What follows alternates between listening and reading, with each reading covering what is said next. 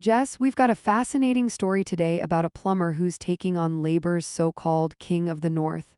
I'm excited to dive into this. Oh, I've been looking forward to this one, Mia.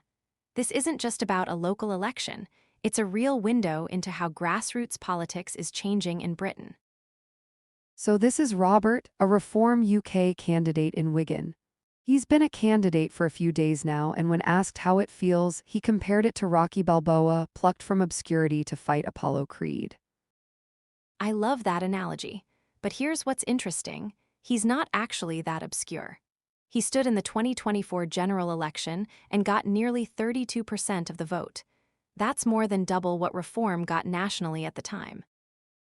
That's a huge performance. And he's been knocking on doors since 2023, posting leaflets everywhere. He even had to explain to people that he wasn't the Brexit party anymore.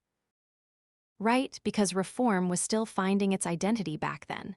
But fast forward to 2026, and everyone knows who they are. The local elections this year caught everyone off guard. They won 24 out of 25 seats in Wigan, with big margins. That's almost a clean sweep. So what does Robert say he'd do differently if he becomes the MP? He says the first thing is listen to people, and he's coming at this from a really practical angle. He's a plumber. He talks to people all day, every day. Maternity nurses, teachers, small business owners. He says you can't be an expert in everything, but you can be good at gathering information from the people who are. That's refreshing. He's basically saying the political class has been ignoring the country for 30 years. Exactly. And he points out something really damning. Every party that's gained power in the last 3 decades has had a manifesto promising to lower immigration. And every year, it's gone up. The Tories promised to cut it to the tens of thousands and left office with it near 1 million. Labour's in now, and it's still huge. So immigration is the number one issue on the doorstep.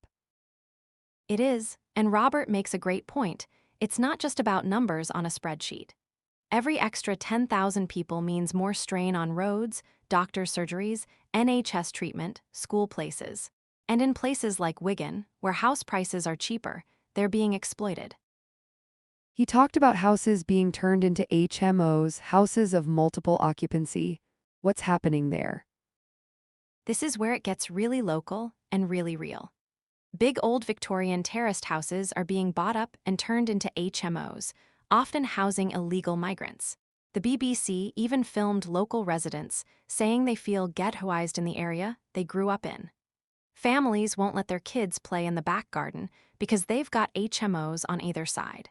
And they can't sell their houses because who wants to buy next to that? That's heartbreaking. So what does Robert say a reform government would do about it? He's very clear. First, acknowledge the scale. He says it's clearly north of 1 million illegal migrants, maybe a lot more.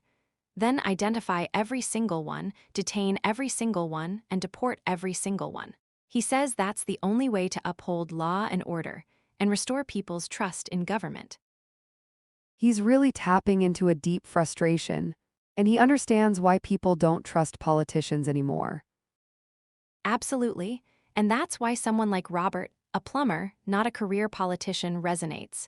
He's lived the problems. He's seen the HMOs on his rounds. He's heard the stories from families. There's no spin, no focus groups, just real lived experience. Well, that's all we have time for today. Thanks, Jess, for breaking that down. My pleasure, Mia. It's a story worth watching. And thanks to you for listening. We'll be back soon with more. Take care.